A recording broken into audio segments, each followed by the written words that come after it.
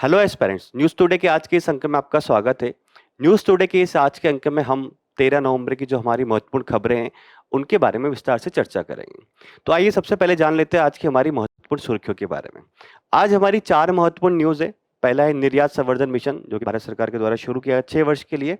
दूसरा है भारत बोत्सवाना चीता हस्तांतरण समझौता, एक हुआ है, उसके बारे में बात करेंगे कि भारत में बोत्सवाना से चीता लेके आए जा रहे हैं।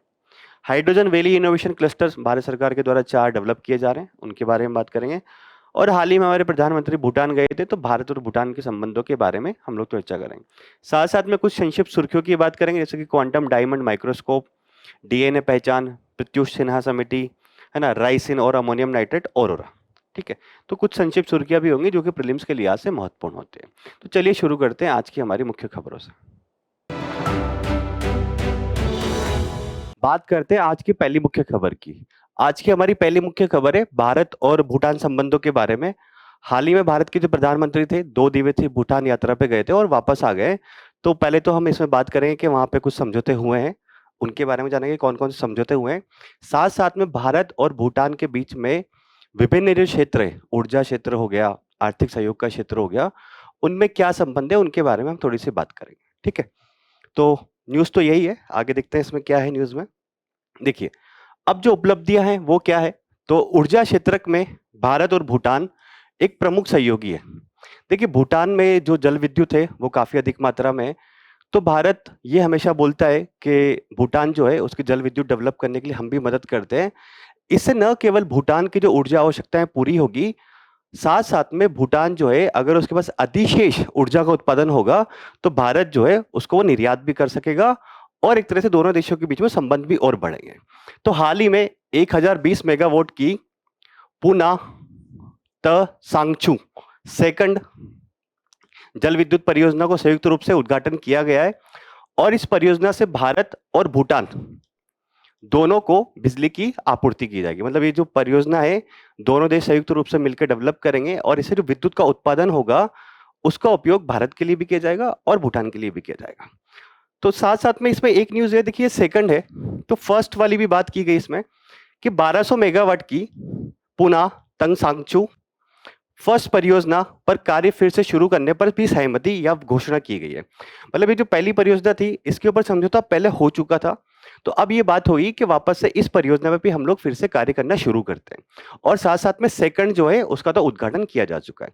तो प्री के लिहाज से आपको थोड़ा सा ये भी ध्यान रखना पड़ेगा कि जो परियोजना है जल विद्युत की, ये किन 2 देशों के बीच में, कभी ऐसा में एज द कॉलम में आ सकता है। ठीक है, अगला बात करें, भारत ने भूटान के ऊर्जा क्षेत्र के लिए लगभग 4000 करोड़ रुपए की रियायती ऋण या फिर लाइन ऑफ क्रेडिट जो है उसकी घोषणा करी है कि भूटान में जो भी ऊर्जा से रिलेटेड डेवलपमेंट होंगे उसके लिए भारत जो है भूटान को 4000 करोड़ रुपए का रियायती ऋण देगा। मतलब एक तरह से रियायती ऋण ये होता है कि कम दरों पे उपलब्ध कराया जाता है।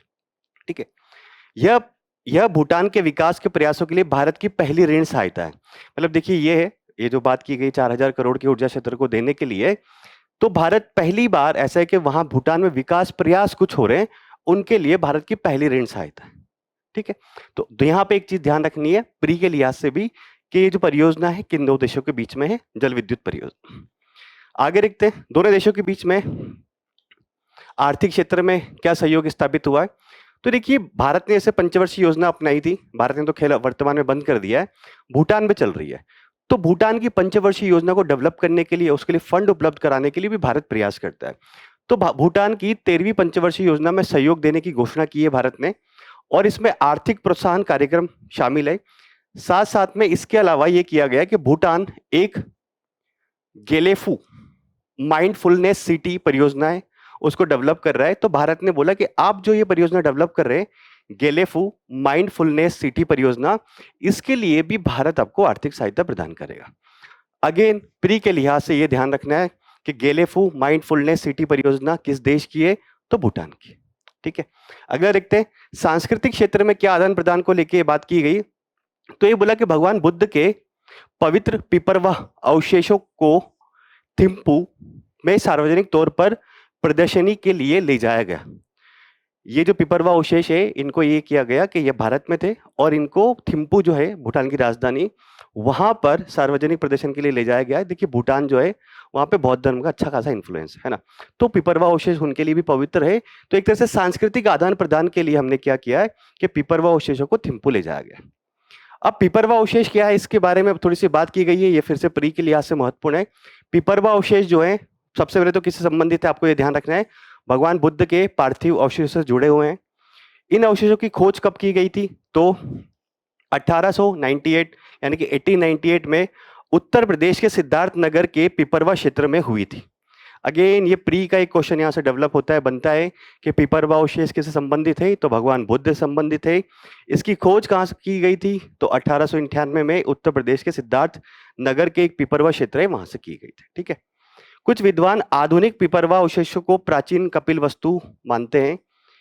ये आप ध्यान रखिए, थोड़ा सा विद्वानों के बीच में डिस्प्यूट भी है, परंतु अभी आपको इतना ध्यान रखना है कि जो पिपरवा अवशेष है भगवान बुद्ध से संबंधित है और सिद्धार्थ नगर के पिपरवा क्षेत्र में इनकी खोज की गई थी 1898, है ना। आगे देखते हैं। अब ये तो रिसेंट डेवलपमेंट हुआ, परंतु भारत और भूटान के बीच में जो संबंध है वो किस प्रकार के, इसके बारे में थोड़ी सी एक नजर डाल लेते हैं। उससे पहले थोड़ा सा ये देखिए आप एक बार, ये देखिए इंडिया है, ये पूरा भूटान है ना, और ये डोकलाम प्लेटू है, इसका रेफरेंस थोड़ा सा आगे आएगा तो मैं आपको बताऊंगा कि यहाँ पे क्या डिस्प्यूट हुआ था 2017 में। और यहीं से भारत का एक नाथुला पास जाता है सिक्किम से होता हुआ, जिससे हम लोग चीन की, एक तरह से चीन के साथ व्यापार नाथुला पास के माध्यम से करते हैं, जो सिक्किम से होता हुआ जाता है ना। तो क्या संबंध है दोनों देशों के बीच में, एक तरह से एक विशेष साझेदारी है। भारत जो है वो भूटान का एक प्रमुख विकास सहयोगी है। मैंने जैसे आपको बताया कि भारत भूटान की पंचवर्षीय योजना डेवलप करने में भी सहायता करता है, आर्थिक सहायता प्रदान करता है, और दोनों देश जो दोनों के हितों को एक तरह से प्रभावित करने वाले मुद्दों पर मिल बैठ के एक राय भी बनाते हैं। ठीक है, 1949 में भारत और भूटान के बीच में एक मैत्री संधि हुई थी कि दोनों देश एक दूसरे की संप्रभुता जो है, क्योंकि देखिए भूटान एक छोटा देश है, हो सकता है कि कभी भूटान को ये शंका है कि भारत हमारे ऊपर आक्रमण कर देगा, हमारे ऊपर कब्जा कर लेगा, क्योंकि भूटान एक तरह से लैंडलॉक कंट्री है।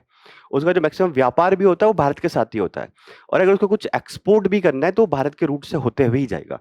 तो दोनों देशों के बीच में संधि हुई 1949 में, बोला कि दोनों देश जो है वो एक दूसरे की संप्रभुता का सम्मान करेंगे, घनिष्ठ सहयोग बनाए रखेंगे और बढ़ाएंगे उसको, और लोगों के आवागमन के लिए खुली सीमाओं की नींव रखी। देखिए भारत और भूटान के बीच में अगर लोग एक दूसरी जगह पे आना जाना चाहते हैं तो खुली सीमा है, ऐसा कोई वीजा लेने की आवश्यकता नहीं पड़ती है। तो आपने देखा होगा ये हमारी सीमा, खुली सीमा नेपाल के साथ भी है, क्योंकि दोनों देशों में जो संबंध है वो काफी पुराने हैं। इवन आपने देखा होगा बिहार के जो कुछ लोग हैं जिनकी शादियां नेपाल में होती है तराई क्षेत्र में, और तराई क्षेत्र के कुछ लोगों की शादियां भारत में इस साइड होती है। तो ऐसे ही संबंध हमारे भूटान के साथ में है। सामरिक क्षेत्र में अब जो संधि थी इसको 2007 में थोड़ा सा संशोधित भी किया गया था। सामरिक क्षेत्र में भी दोनों देश समन्वय स्थापित करते हैं, जैसे कि दोनों क्षेत्र में स्थिरता बनाए रखना बहुत जरूरी है, सीमाओं की सुरक्षा, साथ साथ में सतत विकास के लिए मिलकर काम करेंगे।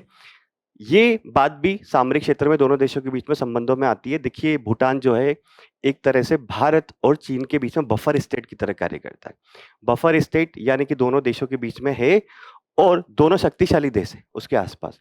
तो भूटान की कहीं ना कहीं भारत जिम्मेदारी लेता है, या भारत बोलता है कि भूटान के विकास कार्य या फिर उसकी सामरिक जरूरतों को पूरा भारत करेगा। ठीक है, यह समन्वय भारत के चिकन नेक के क्षेत्र की सुरक्षा के लिए आवश्यक है। चिकन नेक जैसे कि हमारे एक सिलीगुड़ी कॉरिडोर है 22 किलोमीटर का लगभग, है ना, जिससे हम लोग भारत के जो उत्तर पूर्वी राज्य है उससे शेष भारत जुड़ा हुआ है, और भूटान कहीं ना कहीं उसके आसपास ही पड़ता है। तो ये है कि अगर हमारे भूटान के साथ संबंध अच्छे नहीं रहेंगे तो हमारा जो चिकन नेक है या सिलीगुड़ी कॉरिडोर है 22 किलोमीटर का, उस पे सुरक्षा खतरा मौजूद हो सकता है, और उत्तर पूर्वी जो क्षेत्र है वो भारत से अलग हो सकते हैं, या फिर उनको अलग किया जा सकता है अगर उस चिकन नेक को बंद कर दे कोई। तो भारत के लिए भूटान सामरिक मामलों के लिहाज से बहुत जरूरी है, और हम उत्तर पूर्वी जो राज्य है भारत के उनसे पहुंचने के लिए अलग अलग तरीके डेवलप कर रहे हैं। हम लोग बांग्लादेश से भी बात करते हैं कि आप हमें एक पैसेज प्रोवाइड कर दीजिए ताकि हम लोग भारत बांग्लादेश होते हुए उत्तर पूर्वी राज्यों में पहुंच सके। हम लोगों ने एक कालादान मल्टी मॉडल परियोजना भी शुरू करी है ताकि हम म्यांमार के रास्ते होते हुए, हम लोग अगर कोई चीज भेजनी है तो कोलकाता पोर्ट से शुरू होगी, म्यांमार जाएगी, म्यांमार से भारत के उत्तर पूर्वी राज्यों में चली जाएगी। तो चिकन नेक की सुरक्षा के लिए भारत के भूटान के साथ सामरिक रूप से अच्छे संबंध होना बहुत जरूरी है। 2017 में डोकलाम विवाद हो गया था। इस दौरान दोनों पक्षों के बीच में समन्वय देखा गया। यहाँ पे देखिए डोकलाम में क्या हुआ था 2017 में कि चीन की सेना यहाँ पर कोई निर्माण कार्य कर रही थी। तो भारत एक तरह से ये मानता है कि भूटान की सुरक्षा की जिम्मेदारी भारत की है। तो जो भारत की सेना है उसने जाके चीन का जो निर्माण कार्य था डोकलाम क्षेत्र में उसको रुका दिया। ठीक है। दोनों देश कम से कम मुझे जहां तक पता है 70 दिनों तक एक दूसरे की सेनाएं आमने सामने खड़ी रही थी। भारत भी उस टाइम पे नहीं झुका। तो कहीं ना कहीं भूटान उस टाइम पे भारत के साथ खड़ा हुआ था कि ये जो यहाँ पर निर्माण कार्य करना, यहाँ पे चीन की मौजूदगी होना, कहीं ना कहीं भारत के जो चिकन नेक है उसके ऊपर खतरा मंडराता है, खतरा मौजूद हो सकता था भविष्य में। तो डोकलाम प्लेटू या फिर डोकलाम विवाद 2017 में भारत और चीन के बीच में हुआ था, जिसको लेके भारत और भूटान के बीच में एक समन्वय देखा गया। आगे बात कर लेते हैं क्या है? आर्थिक संबंधों की अगर बात करते हैं तो देखिए दोनों देशों के बीच में अगर विद्युत को छोड़ दे तो लगभग मतलब विद्युत क्षेत्र को छोड़ के लगभग 1.7 अरब डॉलर का द्विपक्षीय व्यापार हुआ था दोनों देशों के बीच में। भारत जो है वो भूटान का सबसे बड़ा व्यापारिक भागीदार है एक तरह से, या पारंपरिक भागीदार भी है, क्योंकि भूटान को मैंने आपको बताया कि लैंडलॉक कंट्री है, उसका जो मैक्सिमम व्यापार होता है वो भारत के साथ ही होता है। जैसे कि भूटान का लगभग 80% जो व्यापार होता है वो भारत के साथ होता है। अगर बात करें भूटान में एफडीआई के मामले में, तो भारत भूटान के कुल एफडीआई में लगभग 55% का जो हिस्सा है वो भारत का होता है, जो भी वहां पे फॉरेन डायरेक्ट इन्वेस्टमेंट आता है भूटान में, है ना। तो दोनों देशों के बीच में आर्थिक संबंध जो है वो काफी मजबूत है। संपर्क परियोजना भी हमने कुछ शुरू की हुई है, जैसे भारत और भूटान के बीच में गोलेफू, कोकराझार और बनारहाट जो कि भारत में, समस्त से जो कि भूटान में रेल संपर्क परियोजना स्थापित की या फिर प्रस्तावित की जा रही है, ताकि दोनों देशों के बीच में संपर्क ज्यादा से ज्यादा बढ़े, है ना। संपर्क होगा तो आर्थिक संबंध भी बेहतर होंगे और साथ साथ में लोगों का आदान प्रदान भी बेहतर तरीके से हो पाएगा। अब दोनों देशों के बीच में संपर्क की बात करते हैं, लोगों के बीच में, तो दोनों देश क्या है, बौद्ध विरासत जो है उसको साझा करते हैं, जैसे कि पिपरवा अवशेष की हमने बात करी थी। साथ ही दोनों देशों के बीच में सांस्कृतिक क्षेत्र में भी आदान प्रदान होता रहता है भारत और भूटान के बीच में। तो सांस्कृतिक संबंध भी हमारे भूटान के साथ काफी बेहतर है। प्रमुख चुनौतियां क्या है अब दोनों देशों के संबंधों के बीच में? देखिए भारत जो जल विद्युत परियोजनाएं वहां पे लगा रहा है भूटान में, कहीं ना कहीं उन परियोजना में देरी हो रही है ना। तो भारत जो प्रॉमिस कर रहा है कि हम परियोजना जल्दी जल्दी निपटाएंगे, जल्दी जल्दी हो जाएगी पूरी, वो नहीं हो पाती। तो कहीं ना कहीं इससे दोनों देशों के बीच में थोड़ी सी चुनौती आती है। द्विपक्षीय सहयोग जो है वो मेनली ऊर्जा क्षेत्र में ही केंद्रित है। हमने देखा कि ऊर्जा क्षेत्र के अलावा केवल दोनों देशों के बीच में कितना संबंध है, 1.7 अरब डॉलर का, तो काफी कम है ना। दोनों देशों के बीच में व्यापार और बढ़ना चाहिए। अन्य क्षेत्रों में भी सहयोग बढ़ाने की आवश्यकता है। और धीरे धीरे कहीं ना कहीं भारत के पड़ोसी देशों में चीन जो अपना प्रभाव बढ़ा रहा है, तो भूटान में भी चीन धीरे धीरे अपना प्रभाव बढ़ा रहा है। तो ये भारत के लिए एक चिंता का विषय है। अगर भारत के आसपास के देशों में चीन का प्रभाव ज्यादा रहेगा तो एक तरह से भारत जो है वो चीन से घिर जाएगा। हमने बांग्लादेश में देख चुके हैं उसका इन्फ्लुएंस है, श्रीलंका में है, म्यांमार में है, आपके पाकिस्तान में तो है ही सही, नेपाल में धीरे धीरे बढ़ रहा है और भूटान में भी धीरे धीरे बढ़ रहा है। तो भारत के लिए एक बड़ी चुनौती है ना। तो ये हमने भारत और भूटान संबंधों के बारे में जाना, और ये आपके जीएस पेपर 2 में आईआर का जो टॉपिक है उसके लिए इंपॉर्टेंट है। साथ साथ में जो कुछ फैक्ट मैंने आपको बताया वो प्री में भी आपके आ सकते हैं। अब बात करते हैं, एक भारत ने हाल ही में निर्यात संवर्धन मिशन शुरू किया है, ताकि भारत से जो निर्यात को बढ़ावा दिया जा सके। जब निर्यात बढ़ेगा तो भारत में प्रोडक्शन होगा, प्रोडक्शन ज्यादा होगा तो जीडीपी बढ़ेगी, जीडीपी बढ़ेगी तो रोजगार के अवसर बढ़ेंगे। तो हम केंद्रीय मंत्रिमंडल ने हाल ही में निर्यात संवर्धन के लिए 6 वर्षों की मंजूरी प्रदान की गई है। और इस पहल की घोषणा पहली बार अगर बात की जाए तो 2025-26 में का जो बजट आया था उसमें की गई थी। इसमें ये बोला कि तो वर्तमान जो परिप्रेक्ष्य है, वैश्विक परिप्रेक्ष्य, वो काफी जटिल है, व्यापार चुनौतियां काफी ज्यादा है। अमेरिकी राष्ट्रपति आपको पता ही है जगह जगह टैरिफ लगा रहे हैं। साथ साथ में अगर व्यापार के लिहाज से देखा जाए, मध्य पूर्व का जो क्षेत्र है, इजराइल हमास वॉर चल रहा था, इजराइल के आसपास के देशों के साथ उसके संबंध तनावपूर्ण है, यूक्रेन रशिया वॉर चल रहा है। तो कहीं ना कहीं वैश्विक स्तर पर अभी व्यापारिक परिप्रेक्ष्य जो है वो जटिल है। बहुत सारे देश जो है भारत के मतलब एक तरह से सुरक्षा के लिहाज से, या फिर उनको बोलते हैं कि जैसे कि फाइटो सैनिटरी मेजर्स लगाते हैं, जो गैर टैरिफ एक तरह से होता है वो लगाते हैं कि भारत के जो उत्पाद है उनको कहीं ना कहीं रोका जा सके। चीन जो है वो खुद भारत के फार्मास्यूटिकल जो होते हैं उनके एंट्री अलाउ नहीं करता, भारत के आईटी क्षेत्र के एंट्री अलाउ नहीं करता। तो वैश्विक परिप्रेक्ष्य चुनौतीपूर्ण है और हमें अपने देश का अगर विकास करना है तो हमें निर्यात को बढ़ाना हो। तो हाल ही में निर्यात संवर्धन के लिए 6 वर्ष की योजना शुरू की गई है ना। तो देखते हैं इस योजना में क्या है। और ये योजना जो है मेनली ध्यान रखिए थोड़ा प्री के लिहाज से ज्यादा इंपॉर्टेंट है। साथ साथ में अगर मेंस में भारत सरकार निर्यात को बढ़ाने के लिए क्या प्रयास कर रही है तो आप इसको डाल सकते हो, है ना। तो सबसे पहले तो इस योजना की विशेषताओं की बात करें तो वित्तीय परिव्यय और समय सीमा कितनी होगी। देखिए ये जो है लगभग 6 वर्ष की 2025-26 से 2030-31 तक शुरू की गई है। 25,000 करोड़ रुपए जो है इस योजना में व्यय किए जाएंगे भारत सरकार के द्वारा। मिशन के उद्देश्य क्या है, विशेष रूप से हमारे जो एमएसएमई सेक्टर है उसको किफायती दरों पर वित्त उपलब्ध कराना। देखिए एमएसएमई सेक्टर जो है वो हमारे निर्यात में एक प्रमुख भूमिका निभाता है। तो हमें एमएसएमई क्षेत्र की जो क्षमता है उसको मजबूत करना है। मजबूत कर किस हिसाब से कर सकते हैं कि उनको किफायती दरों पर ऋण उपलब्ध कराएं ताकि अपनी प्रोडक्शन लाइन जो है उसको और विस्तार कर पाए और ज्यादा एक्सपोर्ट कर पाए। तो किफायती दरों पर एमएसएमई को ऋण प्रदान करना है। अनुपालन और प्रमाणन के माध्यम से प्रतिस्पर्धात्मकता को वृद्धि करनी है। ये मैंने आपको बताया कि हमारे जो उत्पाद है वो अनुपालन को फॉलो कर पा रहे नहीं पा रहे, मतलब एक तरह से जीरो डिफेक्टेड है या नहीं है, या फिर उनमें एक तरह से उनको प्रमाणन भारत सरकार के द्वारा प्रदान किया कि नहीं किया। अगर इस प्रकार का होगा तो कहीं ना कहीं वो वैश्विक प्रतिस्पर्धा में ज्यादा आगे होंगे, निर्यात उनका किया जा सकेगा कि ठीक है भारत सरकार ने इसको प्रमाणित किया हुआ इस उत्पाद को, है ना। अंतर्राष्ट्रीय बाजार तक और अधिक पहुंच सुनिश्चित करना, ऐसे क्षेत्र जहां पे हमारा निर्यात नहीं होता है वहां पे निर्यात को बढ़ाना, या फिर ऐसे कुछ उत्पाद है जिनका निर्यात हम लोग नहीं कर पा रहे हैं तो उस निर्यात को अन्य देशों तक बढ़ाना है। ऐसी बात है कि अंतर्राष्ट्रीय बाजार में अधिक पहुंच हमें चाहिए। अब रोजगार सृजन की मैंने आपको बात बताई कि अगर निर्यात बढ़ेगा तो प्रोडक्शन बढ़ेगा, प्रोडक्शन बढ़ेगा तो जीडीपी बढ़ेगी, जीडीपी बढ़ेगी तो आपका क्या होगा, रोजगार सृजन भी ज्यादा होगा। तो इसका एक उद्देश्य ये भी कि रोजगार सृजन होगा बेहतर ना। लक्ष्य क्या है, एमएसएमई या फिर पहली बार निर्यात करने वाले श्रम गहन क्षेत्र। श्रम गहन क्षेत्र वो होते हैं जो ज्यादा रोजगार उत्पन्न करते हैं, जैसे कि वस्त्र उद्योग में भारत की एक बड़ी जनसंख्या काम करती है, चमड़ा उद्योग में हो गया, रत्न आभूषण उद्योग हो गया, इन सब में आदि को समर्थन प्रदान करना है। मतलब कि एमएसएमई या फिर पहली बार निर्यात करने वाले या फिर श्रम गहन जो उद्योग हो गए उनको बढ़ावा ज्यादा दिया जाएगा इस निर्यात संवर्धन योजना के माध्यम से। मिशन की संरचना किस प्रकार से होगी, देखिए इस मिशन में दो अलग अलग योजनाएं हैं, इसकी सब योजनाएं सब पार्ट्स हैं परंतु एकीकृत है कहीं ना कहीं, दोनों में तालमेल भी है। तो पहली है निर्यात प्रोत्साहन जो कि होगा वित्तीय रूप से। वित्तीय रूप से कैसे कि वित्तीय रूप से किफायती जो साधन है यानी कि किफायती दरों पर ऋण उपलब्ध कराना या फिर उनकी पहुंच में सुधार करना। ठीक है, जो कोई भी उद्योग हो गया वो बिना ऋण के नहीं चल सकता, तो उद्योगों को किफायती दरों पर ऋण उपलब्ध कराना इसका एक लक्ष्य रहेगा। वो कैसे कैसे प्रदान कर सकते हैं, इंटरेस्ट सबवेंशन यानी कि कुछ इंटरेस्ट, जैसे कि बैंक बोल रहा है कि 9% ब्याज दर पे देंगे तो भारत सरकार बोलेगी कि 5 पे दे दीजिए, ये 4% का डिफरेंस हम सरकार प्रोवाइड कर देगी, तो इंटरेस्ट सबवेंशन हो गया। कोलेटरल बहुत सारे लोग लेते हैं, कोलेटरल मतलब बहुत सारे जो वित्तीय संस्थान है वो ये बोलते हैं कि अगर आप इतना ऋण ले रहे तो आपको कोई ना कोई पूंजी जो है या फिर कोई ना कोई एसेट जो है वो कोलेटरल के रूप में रखना पड़ेगा। तो भारत सरकार बोलेगी उसकी गारंटी हम लोग लेंगे, इसको कोलेटरल के रूप में मत रखाइए आप, तो जमानत गारंटी भारत सरकार दे देगी। या फिर ई कॉमर्स निर्यातकों के लिए क्रेडिट कार्ड्स की सुविधा प्रदान की जाएगी वित्तीय सहायता के रूप में। वित्तीय सहायता तक पहुंच बढ़ाना और वो पहुंच भी हो वो किफायती हो, ऐसी बात इसमें की गई है। अगला बात करते हैं, अगला है आपका निर्यात दिशा।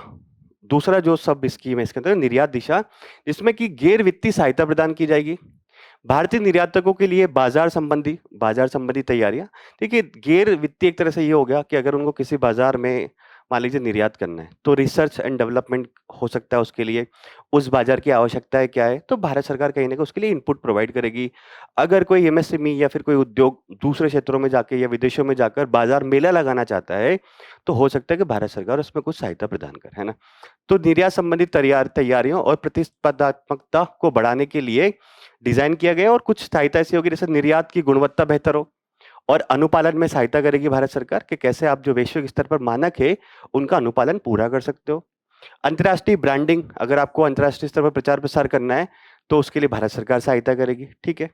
निर्यात अगर ज्यादा हो गया तो निर्यात का भंडारण कैसे हो सकता है, लॉजिस्टिक यानी कि अगर भारत के जो इनलैंड में है यानी कि जैसे कि राजस्थान के किसी एक इनलैंड इलाके में उत्पादन हुआ तो उसको पोर्ट तक ले जाना होगा एक्सपोर्ट करने के लिए, तो कहीं ना कहीं लॉजिस्टिक फैसिलिटी में भी भारत सरकार सहायता करेगी, ठीक है। कार्यान्वयन की एजेंसियां कौन कौन सी होंगी जो इसमें इन्वॉल्व होंगी, तो मेन एजेंसी होगी आपकी विदेश व्यापार महानिदेशालय जो कि आपकी कॉमर्स मिनिस्ट्री के अंतर्गत काम करता है, वो इस स्कीम को देखेगा। इसमें केंद्रीय वाणिज्य विभाग हो गया, है ना। एमएसएमई शामिल किया तो एमएसएमई मंत्रालय हो गया, फाइनेंस के लिए वित्त मंत्रालय हो गया, वित्तीय संस्थान हो गए आपके, निर्यात संवर्धन परिषदें होगी या फिर राज्य सरकारें आदि, इनमें सब में मिलके सहयोग करेगी। सभी सहयोग करेंगे तभी भारत का निर्यात बढ़ पाएगा। आगे क्या है, योजनाओं का समेकन ये किया गया कि कुछ योजनाएं चल रही थी जैसे कि ब्याज सम्मानीकरण योजना, इंटरेस्ट इक्वलाइजेशन स्कीम, और बाजार पहुंच पहल, मार्केट एक्सेस इनिशिएटिव को एकीकृत करता है और आधुनिक बनाता है। मतलब जो पहले योजनाएं चल रही थी उनको कहीं ना कहीं एकीकृत इसमें कर दिया गया है निर्यात संवर्धन मिशन में। अब और बात करें क्या है, और कुछ संबंधित सुर्खियां हैं इसी से रिलेटेड, इस न्यूज से संबंधित। तो एक केंद्रीय मंत्रिमंडल ने निर्यातकों के लिए क्रेडिट कार्ड गारंटी योजना की स्वीकृति भी प्रदान की है। तो कुल क्रेडिट सहायता, मतलब निर्यातकों के लिए क्रेडिट कार्ड गारंटी योजना, तो इसके तहत कुल निर्यातकों को कुल क्रेडिट सहायता कितनी प्रदान की जाएगी वो बात करी जा रही है। तो कुल क्रेडिट सहायता national credit guarantee trustee company limited द्वारा 100% गारंटी कवरेज, मैंने आपको बोला कि आपको कोई कोलेटरल नहीं रखना होगा जो भी इसमें ऋण ले रहा है, के साथ अतिरिक्त 20,000 करोड़ रुपए तक की जमानत मुक्त ऋण दिया जाएगा। निर्यातकों के लिए क्रेडिट गारंटी योजना, यानी कि निर्यातक अगर ऋण लेना चाहे कोलेटरल फ्री, तो लगभग 20,000 करोड़ तक का टोटल ऋण इसमें प्रदान किया जाएगा इस योजना के तहत। लाभार्थी कौन होंगे, एमएसएमई भी हो सकते हैं और गैर एमएसएमई दोनों तरह के निर्यातक इसमें शामिल होंगे। उद्देश्य क्या है, अगर निर्यातकों के पास पैसा आएगा तो कहीं ना कहीं उनकी लिक्विडिटी बढ़ेगी और वो बेहतर तरीके से अपने ऑपरेशन कर पाएंगे। बाजार का विविधीकरण, मैंने आपको वही बोला कि हमारा अन्य देशों में और जिन देशों में निर्यात नहीं किया जा रहा है उनमें भी निर्यात करना जरूरी है, तो कहीं ना कहीं बाजार विविधीकरण जो होगा उसको समर्थन किया जाएगा। रोजगार बढ़ाना अपने आप में एक लक्ष्य है इसका, और भारत की जो निर्यात की वैश्विक प्रतिस्पर्धात्मकता है उसमें सुधार करना, कि भारत जो है, भारत का निर्यात है वो ज्यादा प्रतिस्पर्धी हो सके अन्य देशों की तुलना में, है ना। कार्यान्वयन एजेंसी क्या होगी, यही national credit guarantee trustee company limited के माध्यम से वित्तीय सेवा विभाग जो है फाइनेंस मिनिस्ट्री के अंतर्गत वो क्या करेगा, इसमें कार्यान्वयन एजेंसी है। पर्यवेक्षी निकाय, मतलब जो कौन इसको देखेगा, तो डीएफएस यानी कि वित्तीय सेवा निकाय के सचिव की अध्यक्षता में एक प्रबंधन समिति गठित की जाएगी ताकि पर्यवेक्षी देख सके कि ये योजना बेहतर तरीके से कार्य कर रही है कि नहीं कर रही है। ठीक है, तो एक ये भी केंद्रीय मंत्रिमंडल ने शुरू किया। ओके, अब हम बात करते हैं हमारी तीसरी महत्वपूर्ण न्यूज की। तीसरी महत्वपूर्ण न्यूज है हमारी हाइड्रोजन वैली इनोवेशन क्लस्टर। देखिए, हाल ही में भारत सरकार ने घोषणा करी कि hydrogen valley innovation cluster Bharat में विकसित किए जाएंगे और देश भर में लगभग 4 ऐसे क्लस्टर विकसित किए जाएंगे। तो इससे क्या है, क्लस्टर बनाने का मामला ये है कि जो हमारे हाइड्रोजन है, ग्रीन हाइड्रोजन, उसकी संपूर्ण मूल्य श्रृंखला जो है उसको पूरी तरह से प्रदर्शित किया जा सके, विकसित किया जा सके, इसके बारे में बात करी जा रही है। तो ये न्यूज भी अगर मेनली बात करी जाए तो प्री के लिहाज की है, और मेंस में आप मान सकते हैं कि अगर हाइड्रोजन से संबंधित कोई सवाल आ रहा है तो उसमें आप इसको यूज कर सकते हैं। ठीक है, तो बात करते हैं न्यूज में क्या है हमारी। देखिए, हाइड्रोजन वैली क्लस्टर योजना के बारे में अगर बात करी जाए तो हाइड्रोजन की संपूर्ण मूल्य श्रृंखला हो गई, आइदर वो प्रोडक्शन हो गया, भंडारण हो गया, परिवहन हो गया या उपयोग हो गया, तथा भारत में पहली बड़े पैमाने की हाइड्रोजन प्रदर्शन परियोजनाओं को प्रदर्शित करना, की पैमाने की हाइड्रोजन प्रदर्शन परियोजनाओं का प्रदर्शन करना, मतलब ये है कि हाइड्रोजन की पूरी तरह से जो मूल्य श्रृंखला है उसको और अधिक कुशल और सक्षम बनाना इस हाइड्रोजन वैली इनोवेशन क्लस्टर का उद्देश्य होगा, है ना।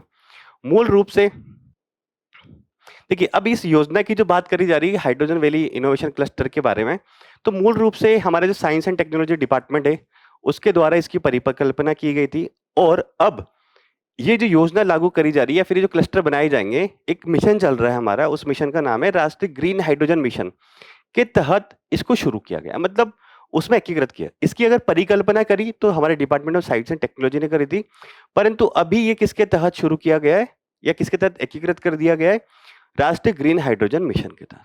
अब राष्ट्रीय ग्रीन हाइड्रोजन मिशन के बारे में थोड़ा सा बताया हुआ, तो वो क्या है कि ये एक अम्ब्रेला कार्यक्रम है।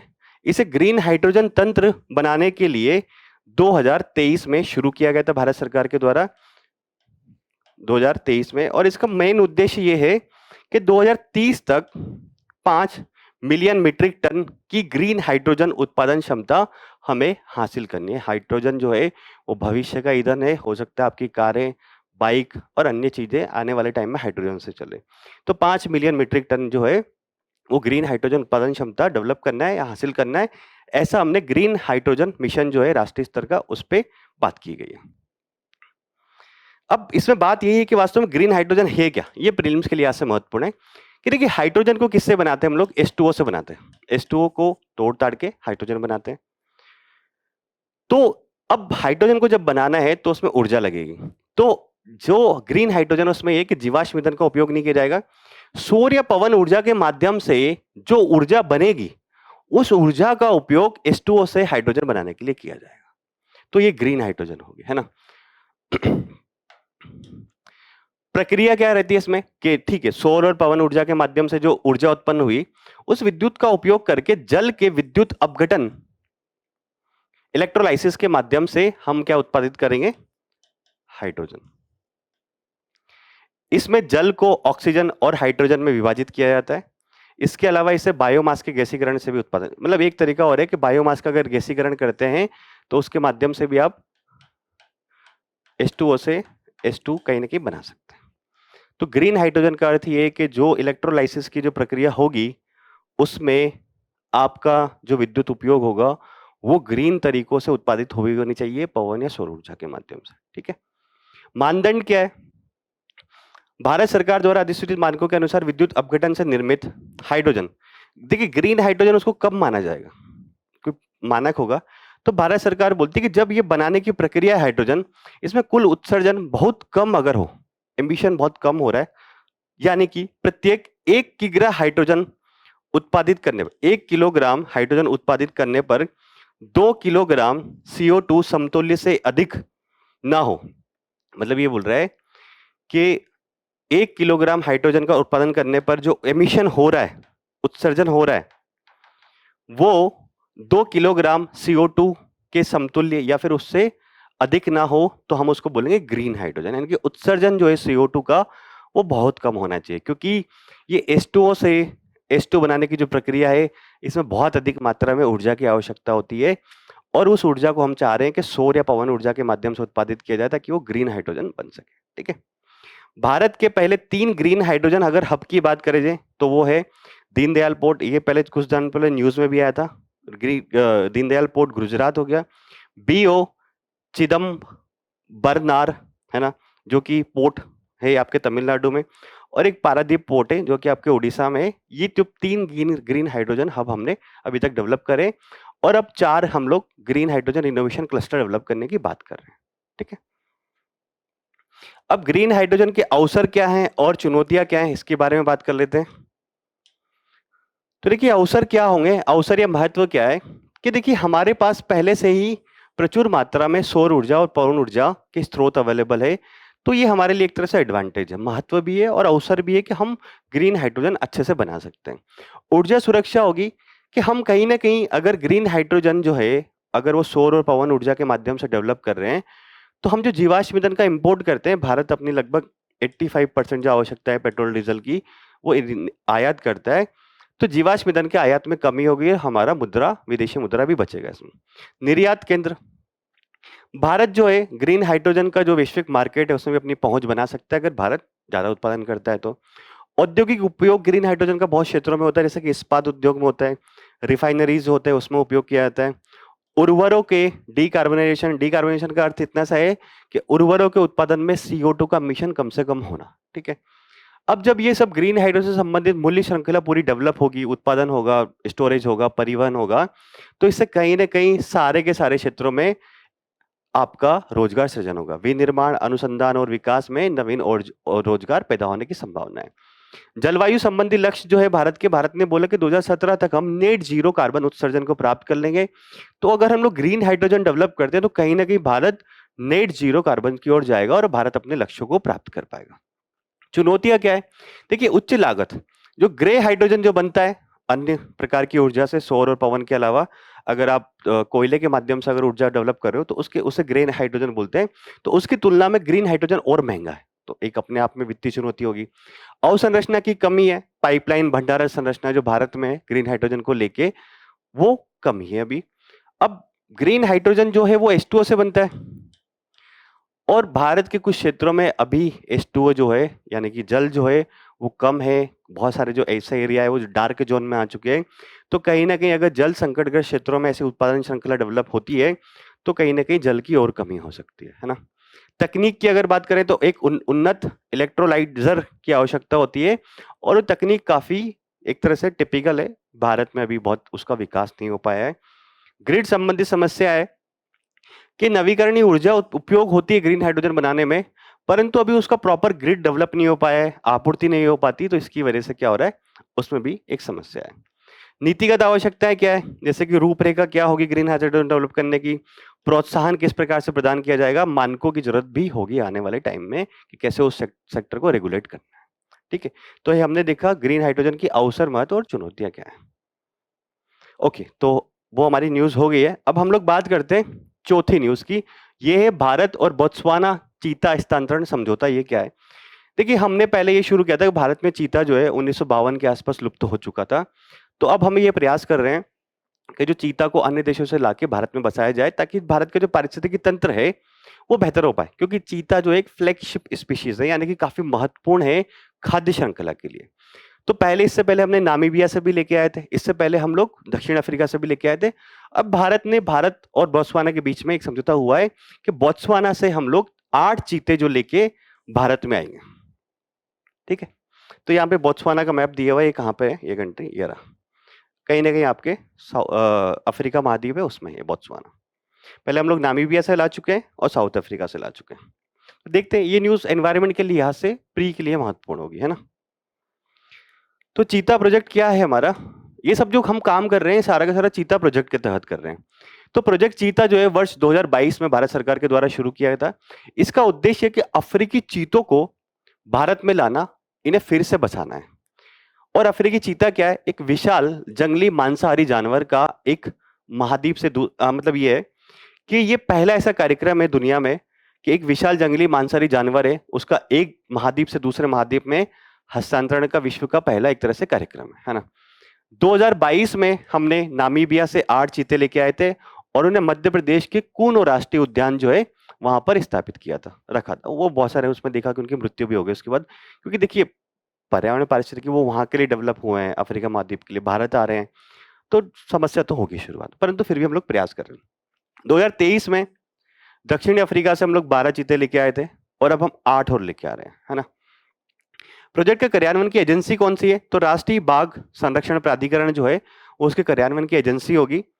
और जो राष्ट्रीय बाघ प्राधिकरण के बारे में बताया गया है कि ये जो है केंद्रीय पर्यावरण, वन और जलवायु परिवर्तन मंत्रालय है, इसके अंतर्गत कार्यरत एक सांविधिक संस्था है, यानी कि एक अधिनियम के माध्यम से इसको बनाया गया है। इसकी स्थापना जो की गई है वन्य जीव संरक्षण अधिनियम 1972 के तहत राष्ट्रीय बाघ संरक्षण प्राधिकरण को स्थापित किया गया। ठीक है, और 2006 में कहीं ना कहीं इसे संशोधित किया गया था। मतलब आपको ये ध्यान रखना है कि एक तरह से सांविधिक निकाय है, और वाइल्ड लाइफ प्रोटेक्शन एक्ट 1972 के अंतर्गत इसको बनाया गया। आगे देखते हैं और क्या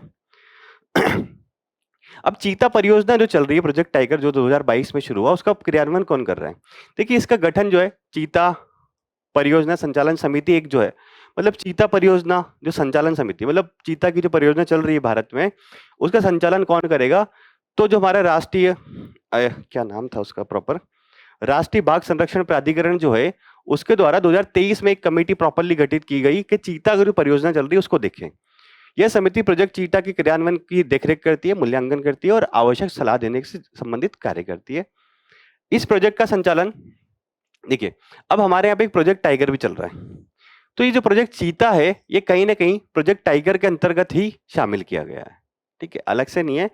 प्रोजेक्ट टाइगर की जो फंडिंग वगैरह है, जो भी टेक्निकल चीजें हैं, वो प्रोजेक्ट चीता में शामिल की गई। मतलब प्रोजेक्ट टाइगर के अंतर्गत ही प्रोजेक्ट चीता है, क्योंकि प्रोजेक्ट टाइगर काफी पुराना है ना।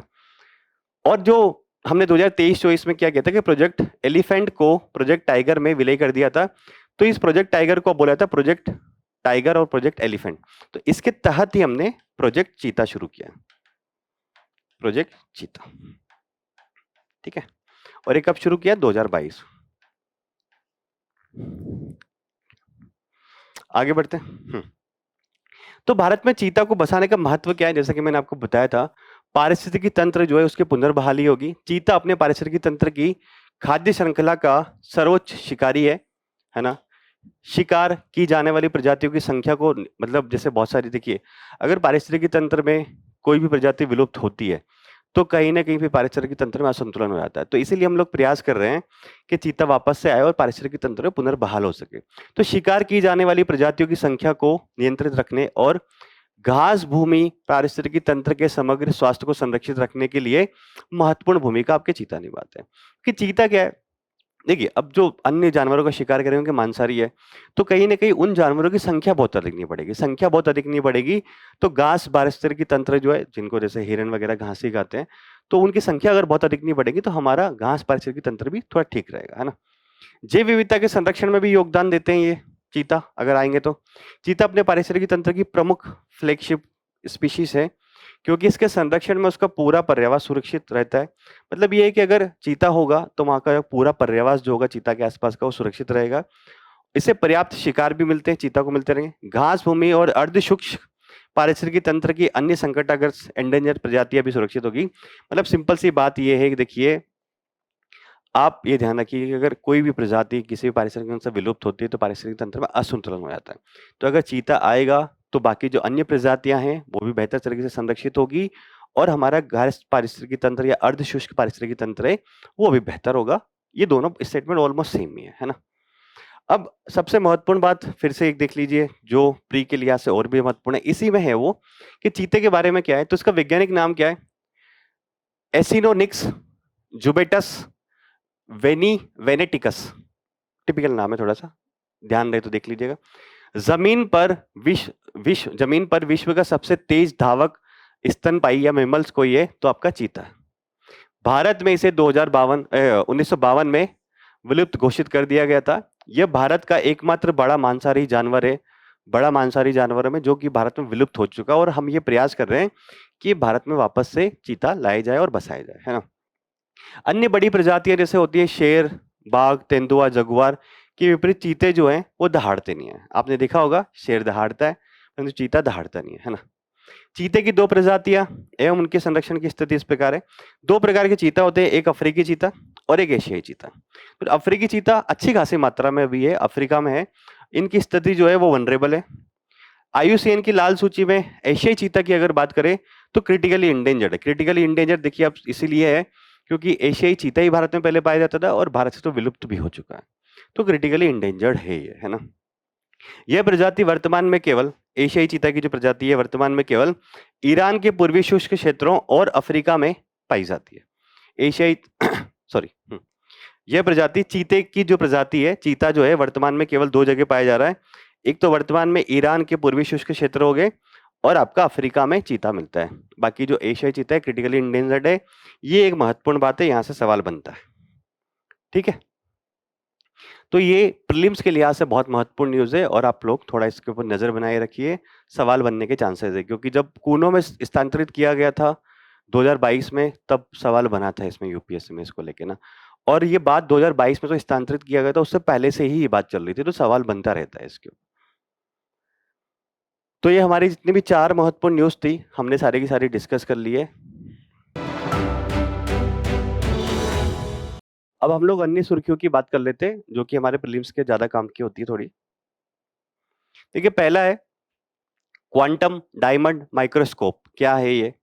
हाल ही में IIT बॉम्बे जो था उसने राष्ट्रीय क्वांटम मिशन के तहत भारत का पहला क्वांटम डायमंड माइक्रोस्कोप विकसित किया है। तो पहले तो इस संस्थान का नाम भी ध्यान रखिए, आजकल ऐसा सवाल पूछ लिया जाता है। तो क्वांटम डायमंड माइक्रोस्कोप क्या है, कौन सी तकनीक इसमें यूज की गई है उसके बारे में देख लेते हैं थोड़ा सा। तकनीक जो यूज की गई वो है कि यह कमरे के तापमान पर नैनो स्केल रिजोल्यूशन पर चुंबकीय क्षेत्रों की इमेजिंग करने के लिए हीरे की नाइट्रोजन रिक्ति, नाइट्रोजन वैकेंसी केंद्रों का उपयोग करता है। टिपिकल है, समझ में नहीं आया होगा। तो ये ध्यान रखिए कमरे के तापमान पर कहीं ना कहीं नैनो स्केल रिजोल्यूशन पर चुंबकीय क्षेत्रों की इमेजिंग करने के लिए, चुंबकीय क्षेत्रों की इमेजिंग करने के लिए हीरे के नाइट्रोजन रिक्ति केंद्रों का उपयोग करता है। ध्यान रखिए, है ना। उपयोग क्या क्या हो सकता है इसका? देखिए इमर्जिंग टेक्नोलॉजी है, अभी इसका उपयोग तो बहुत सारे क्षेत्रों में किया जा सकता है, चल रहा है, अभी तो डेवलप किया गया इसको। तो न्यूरो साइंस के क्षेत्र में किया जा सकता है, सामग्री विज्ञान, अहानिकारक कंडक्टर जो है उसके परीक्षण में या फिर उन्नत अनुसंधान कैसे सक्षम बनाने में इसका उपयोग किया जा सकता है। महत्व क्या है? क्वांटम सेंसिंग में भारत का पहला पेटेंट सुरक्षित करेगा, मतलब क्वांटम सेंसिंग में कहीं ना कहीं ये जो टेक्निक हमने डेवलप करी है क्वांटम डायमंड माइक्रोस्कोप, उसमें भारत का ये पहला पेटेंट होगा, सुरक्षित करेगा। और अत्याधुनिक अग्रणी जो उपकरण बन सकते हैं भविष्य में, उनके निर्माण, व्यवस्था, उपयोग आदि में राष्ट्रीय क्षमताओं को मजबूत करेगा। ठीक है, तो ये थोड़ा सा ध्यान रखिएगा क्वांटम डायमंड माइक्रोस्कोप के बारे में। आज थोड़ी साइंस एंड टेक्नोलॉजी टाइप की न्यूज थोड़ी इसमें ज्यादा है। 3-4 न्यूज तो दिल्ली ब्लास्ट से संबंधित, उसमें जो पदार्थ यूज हुए उनके बारे में।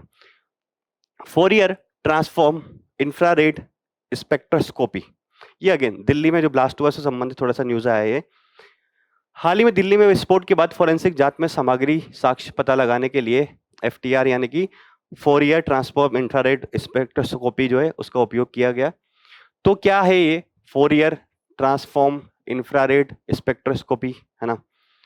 तो एक ऐसी तकनीक है जिसका सामग्रियों द्वारा अवरक्त प्रकाश, जो भी चीज वहां पे यूज की गई है उसमें से जो इंफ्रारेड रेज जो है, लाइट जो है, को अवशोषित करने के जो तरीके होते हैं उसको माप कर सामग्रियों का विश्लेषण करना है। मतलब ऐसी तकनीक है जो भी अगर कोई भी सामग्री होगी, अगर वो इंफ्रारेड वेव्स जो है उसको जो अवशोषित कर रही है उसको माप कर विश्लेषण करना, क्या है? Fourier transform infrared spectroscopy. Infrared से आप समझ सकते हैं कि इंफ्रारेड को अवशोषित करने से दिखा जाएगा। डेटा रिकॉर्ड करने के लिए एक विशेष उपकरण का उपयोग इसमें किया जाता है। इस उपकरण को इंफ्रोमीटर कहा जाता है। इस डेटा को फिर कंप्यूटर द्वारा संसाधित प्रोसेस करके एक ग्राफ बनाया जाता है। इस ग्राफ को स्पेक्ट्रम कहा जाता है। देखिए यही है कि पहले तो आप जो सामग्री है उसमें देखेंगे कि इंफ्रारेड कितनी आई, इसने अवशोषित करी है।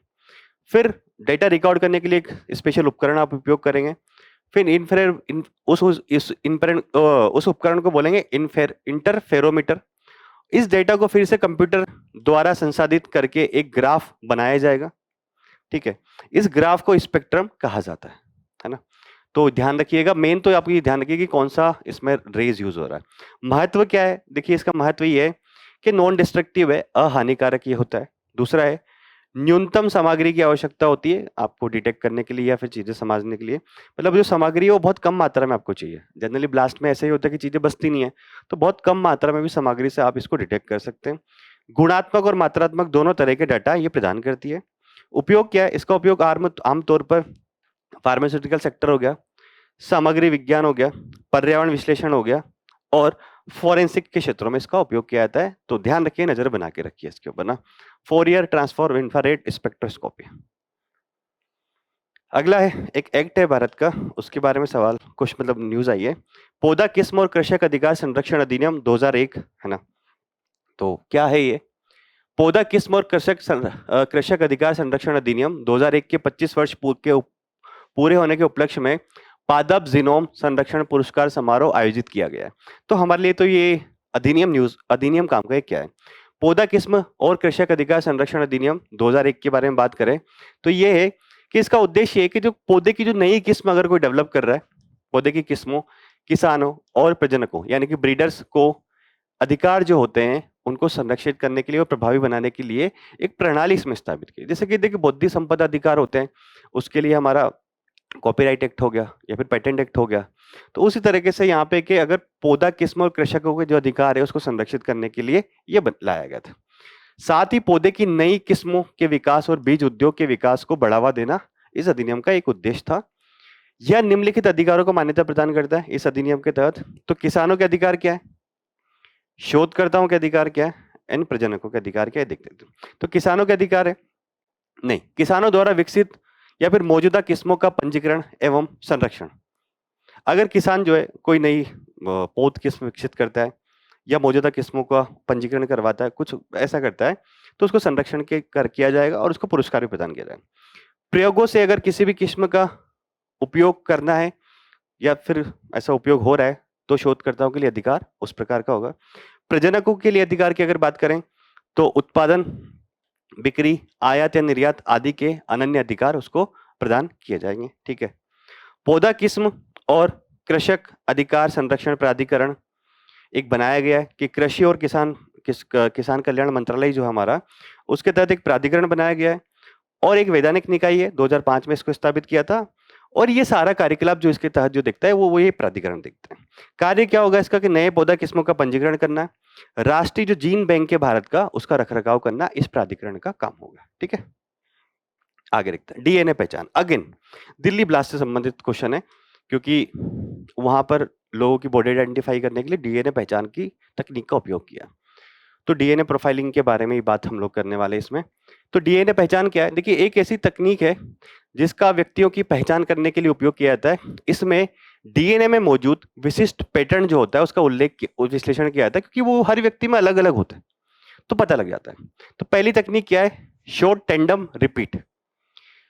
शॉर्ट टेंडम रिपीट में क्या होता है कि नाभिक जो होता है में पुनरावृत्ति वाले लघु डीएनए अनुक्रम जो होते हैं, जो नाभिक होता है इंसान का उसके अंतर्गत जो लघु पुनरावृत्ति वाले लघु डीएनए अनुक्रम होते हैं उनकी जांच किसमें की जाती है? शॉर्ट टेंडम रिपीट में। ठीक है, माइटोकॉन्ड्रियल डीएनए इसमें क्या होता है? इसका उपयोग तब किया जाता है जब ये नाभिकी जो डीएनए होते हैं अगर वो नष्ट हो गए तो फिर माइटोकॉन्ड्रियल डीएनए का उपयोग किया जाएगा, क्योंकि माइटोकॉन्ड्रियल डीएनए प्रचुर मात्रा में होता है और माता से विरासत में मिलता है। अगर माता से संतान का पता लगाना है तो कहीं ना कहीं हमें माइटोकॉन्ड्रियल डीएनए देखना होगा। माता से विरासत में मिलता है तो इससे माता की ओर से रिश्तेदारों के साथ मिलान संभव हो पाता है। ठीक है, अगला है वाई गुणसूत्र। एक टेक्निक और है, ये क्या है? जो हमारे शरीर में जो वाई गुणसूत्र होता है साथ साथ में पर मौजूद एसटीआर, एसटीआर हमने अभी यहां देखा था, शॉर्ट टेंडम रिपीट, है ना। वाई गुणसूत्र और एसटीआर पर केंद्रित होता है, मतलब वाई गुणसूत्र और एसटीआर पर केंद्रित होता है। यह गुणसूत्र पिता से पुत्र को विरासत में मिलते हैं। यह पैतृक पुरुष रिश्तेदारों के मिलान द्वारा पुरुष संदिग्धों या पीड़ितों की पहचान, मतलब पुरुषों के लिए अगर देखना है तो वाई क्रोमोसोम हमें देखना पड़ेगा, उसका पैटर्न देखना होगा। सिंगल न्यूक्लियोटाइड पॉलीमॉर्फिज्म, ये क्या है? तो देखिए, इसका उपयोग अत्यधिक नष्ट हो, अगर डीएनए बहुत ज्यादा मात्रा में नष्ट हो चुका है तब फिर इसका उपयोग किया जाता है सिंगल न्यूक्लिक पॉलीमरिज्म। ठीक है, और एक ये क्या होता है कि एक एकल क्षार अंतर या सिंगल बेस डिफरेंस होते हैं जो व्यक्ति के लिए विशिष्ट होते हैं। इनका मिलान टूथब्रश जैसी व्यक्तिगत वस्तुओं से किया जा सकता है। मतलब जैसे अगर आपका डीएनए बहुत ज्यादा अधिक मात्रा में नष्ट हो गया तो अगर आपको थोड़ा सा भी सुराग मिला, जैसे टूथब्रश भी आप करते हैं, टूथब्रश में भी आपके कुछ ना कुछ सेल्स के कुछ कण होंगे, तो वहां से भी उसका मिलान किया जा सकता है डीएनए निकाल के, है ना। तो सिंगल न्यूक्लियोटाइड पॉलीमरिज्म भी एक एग्जाम्पल। तो 3-4 तकनीकें हैं ये, short tandem repeat, mitochondrial DNA और वाई क्रोमोसोम टेक्निक और सिंगल न्यूक्लियोटाइड पॉलीमरिज्म। ध्यान रखिए, ये तो बहुत इंपॉर्टेंट है, सवाल आ सकता है इससे ना। अब एक कमेटी बनाई थी सेबी के द्वारा, उसके बारे में बात करते हैं। प्रत्युष सिन्हा समिति, हाल ही में सेबी के द्वारा एक कमेटी गठित की गई थी, एक उच्च स्तरीय कमेटी थी। उसने कुछ सुझाव दिए कि जो शीर्ष अधिकारी होते हैं उनके बीच में, सेबी के अंदर जो शीर्ष अधिकारी होते हैं उनके बीच में हितों के टकराव को रोकने के लिए कुछ मजबूत नियम बनाने की आवश्यकता है। तो उसकी सिफारिशों पर थोड़ी सी एक नजर डाले थे कि क्या बोला है उसने। तो ये बोला अनिवार्य प्रकटीकरण, ये क्या है कि जो अध्यक्ष हो गए सेबी के या पूर्णकालिक सदस्य हो गए, वरिष्ठ अधिकारियों द्वारा अपनी और संपत्तियों एवं देनदारियों का अनिवार्य रूप से खुलासा करना चाहिए। जो सेबी के सदस्य हो गए, पूर्णकालिक अध्यक्ष और वरिष्ठ अधिकारी, कि उनके पास कितनी देनदारियां, क्या लेना देना है, सबको खुलासा करना चाहिए। इनसाइडर वर्गीकरण, ये क्या है? सेबी का जो शीर्ष नेतृत्व है उसको इनसाइडर ट्रेडिंग विनियमों के अंतर्गत शामिल इनसाइडर के रूप में वर्गीकृत किया जाना चाहिए। ये क्या है? देखिए, कोई भी कंपनी में इनसाइडर वो होते हैं जिनके पास महत्वपूर्ण सूचनाएं होती है और वो बाहर अगर लीक कर देते तो हो सकता है कोई आदमी उसका फायदा उठा सकता है। जैसे कि अगर मुझे पहले से ही किसी कंपनी के प्रॉफिट लॉस का पता लग जाए, मुझे कोई बता दे कंपनी का इंटरनल आदमी, तो मैं क्या करूंगा, उस कंपनी का अगर प्रॉफिट होने वाला तो उसका शेयर अभी कम रुपए में खरीद लूंगा और फिर क्या होगा, मुझे उसका फायदा हो जाएगा। तो यही बोल रहे हैं कि जो सेबी का जो शीर्ष नेतृत्व है उसको भी इनसाइडर के नियमों में शामिल कर लो। अगर वो भी ऐसी कोई सूचना लीक करता है तो उसको फिर उसके तहत कार्रवाई की जाएगी। निवेश पर प्रतिबंध, वरिष्ठ अधिकारियों और उन पर निर्भर जो परिवार के सदस्य हैं को केवल जुटाई गई और पेशेवर रूप से प्रतिबंधित निधियों के माध्यम से ही निवेश करना, मतलब कुछ ना कुछ क्षेत्रों में उनको निवेश या फिर कुछ ऐसे तकनीक बनाई जाए कि वो हर जगह या हर माध्यम से निवेश नहीं कर सके, ताकि हितों का टकराव कम से कम। क्योंकि देखिए, सेबी जो है पूरे शेयर मार्केट को रेगुलेट करता है, उसके बाद बहुत ज्यादा इंफॉर्मेशन होती है और उनके जो अधिकारी और पदाधिकारी अगर चाहे तो उसका मिसयूज कर सकते हैं। तो यही बात इसमें की जा रही है। नैतिकता संबंधी पर्यवेक्षण के लिए क्या कमेटी ने बोला है? तो नैतिकता एवं अनुपालन कार्यालय, मतलब एक ऑफिस ऐसा बनाया जाए कि नैतिकता और अनुपालन कार्यालय, office of ethics and compliance का निर्माण किया जाना चाहिए। डिजिटल प्रकटीकरण रजिस्ट्री की व्यवस्था करना, डिजिटल प्रकटीकरण रजिस्ट्री की व्यवस्था करना, साथ साथ में किसी मामले की कार्रवाई में भाग लेने से मना करना या फिर स्वयं को हटा लेने संबंधी कारणों की रिपोर्टिंग को औपचारिक बनाना। मतलब ये है कि ऐसी डिजिटल रूप से जो सूचना है उस अगर प्रकट कर रहे हैं तो एक रजिस्ट्री बनाना इस प्रकार की। किसी मामले की कार्रवाई से अगर कोई सदस्य अपने आप को हटा रहा है या मना कर रहा है तो उसके क्या कारण है इसकी रिपोर्टिंग करना या उसको औपचारिक बनाना जरूरी है ना। हितों के टकराव की रिपोर्टिंग के लिए एक अलग से विसल ब्लोअर चैनल भी बनाया जा सकता है। ऐसी प्रत्युष सिन्हा कमेटी ने रिपोर्ट करी है। तो थोड़ा सा ध्यान रखिए किससे संबंधित है ये, है ना। एक टर्म आई है वापस से, ये टर्म के बारे में मेनली ध्यान रखना है, गाइनेड्रोमॉर्फिज्म। गाइनेड्रोमॉर्फिज्म ये क्या है? देखिए, थाईलैंड में वैज्ञानिकों ने एक दुर्लभ मकड़ी जिसका नाम है दमाचर्स इनाजुमा की खोज की है। यह मकड़ी क्या है? आदि मादा और आदि नर। बस आपको मेन ये ध्यान रखना है कि गाइनेड्रोमॉर्फिज्म क्या है? तो आदि मादा और आधा नर, मतलब पुरुष और महिला दोनों के गुण उसमें है कहीं ना कहीं। तो गाइनेड्रोमॉर्फिज्म के बारे में क्या है? एक असामान्य प्रजनन स्थिति है, किसी जीव में मादा और नर दोनों की विशेषताएं दिखती है। इसकी पहचान उन जीवों में सबसे अधिक होती है जिनमें एक मजबूत यौन द्विरूपता यानी कि सेक्सुअल डाइमॉर्फिज्म होती है। किन में होता है ज्यादा? जिनमें सेक्सुअल डाइमॉर्फिज्म ज्यादा होती है, जैसे कि कुछ तितलियां होती है, मकड़ियां होती है, पक्षियों में, जिसमें मादा और नर दोनों के गुण होते हैं। कारण क्या होता है, क्यों ऐसा डेवलप होता है? कि आमतौर पर शुरुआती विकास के दौरान जब कोशिका विभाजन होता है, सूत्री कोशिका विभाजन में होने वाली एक घटना के कारण ये ऐसा होता है। विभाजित होने वाली कोशिकाओं में एक अपने लिंग गुणसूत्रों को विभाजित नहीं करती है, जिससे कि मिश्रित नर मादा की रेखाएं उत्पन्न होती है। जो सबसे महत्वपूर्ण अगर आपको ध्यान रखना है तो बस ये टर्म के बारे में ध्यान रखिए कि ये क्या है, आधा नर और आधा मादा। ये टर्म ही अपने आप में बहुत टिपिकल है, इसको ध्यान रखिए ना। अगेन दिल्ली ब्लास्ट से संबंधित वापस से कुछ न्यूज है। राइसिन और अमोनियम नाइट्रेट, जनरली ब्लास्ट में अमोनियम नाइट्रेट का उपयोग किया जाता है ना।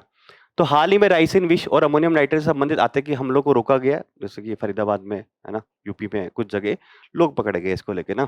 तो राइसिन क्या है? ये एक प्रकार का प्रोटीन है जो कि अरंडी जो होती है कैस्टोर के बीजों में प्राकृतिक रूप से पाया जाता है। ये बात ध्यान रखिएगा, प्राकृतिक रूप से भी ये पाया जाता है। इससे अतिरिक्त अरंडी के बीजों के अपशिष्ट अवशेष से भी इसको बनाया जा सकता है, मतलब प्राकृतिक भी होता है और मैन मेड भी होता है। क्या? राइसिन। भोजन में मिलाया गया केवल 1 मिलीग्राम विष भी एक वयस्क को मार सकता है। राइसिन विषाक्तता के लिए कोई एंटीडोट या फिर कोई विशिष्ट उपचार फिलहाल तक उपलब्ध नहीं है। ये भी एक महत्वपूर्ण बात है कि राइसिन अगर आप ले लिए गलती से तो उसके लिए कोई एंटीडोट और कोई उपचार अवेलेबल नहीं है। यह किसी व्यक्ति के शरीर की कोशिकाओं के भीतर जाकर कोशिकाओं को उन प्रोटीन्स को बनाने में रोकता है जिन्हें उनकी आवश्यकता होती है। मतलब कोशिकाओं को जिन प्रोटीन्स की आवश्यकता होती है उन्हें ये रोकने लग जाएगा तो फिर इंसान की मृत्यु हो जाएगी। ठीक है, तो राइसिन क्या है? अरंडी की जो बीज है उसे प्राकृतिक रूप से पाया जाता है और बनाया भी जा सकता है। केवल 1 मिलीग्राम विष लेने से व्यक्ति मर सकता है और इसका कोई एंटीडोट या उपचार नहीं है। अमोनियम नाइट्रेट के बारे में बात करते हैं।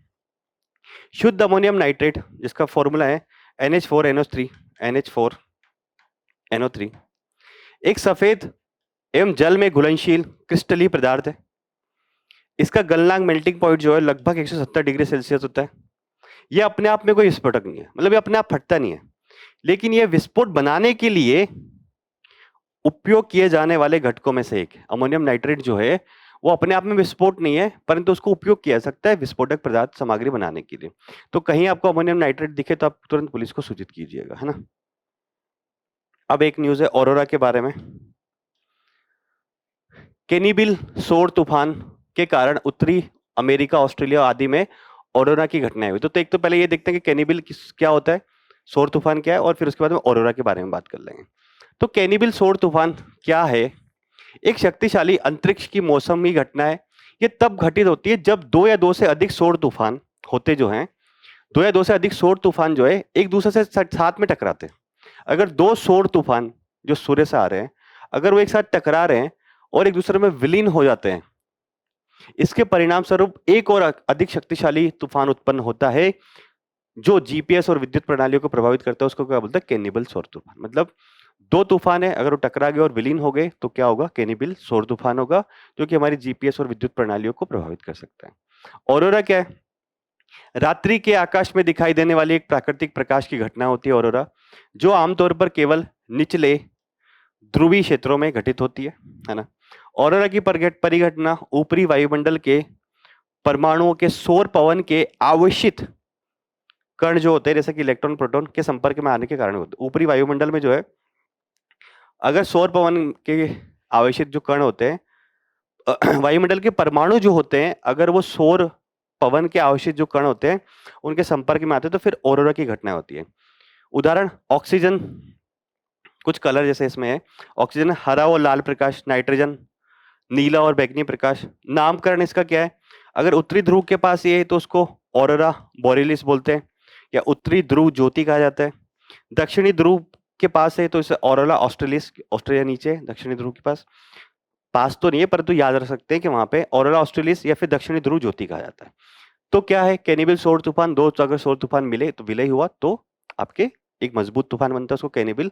ऑरोरा जो है आपके ऊपरी वायुमंडल में परमाणुओं के सौर पवन जो होती है, अगर उसके आवेशित कण होते हैं, अगर उसके संपर्क में आएगा तो क्या होगा? आपका एक तरह से ऑरोरा डेवलप होगा। और कुछ कारण इसमें कुछ कलर्स भी होते हैं, जैसे कि ये है ना।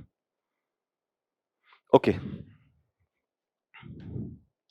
तो आज की हमारी जितनी भी महत्वपूर्ण न्यूज़ थी और अन्य सुर्खियां थी, इनके बारे में हमने डिटेल से विस्तार से चर्चा करी है।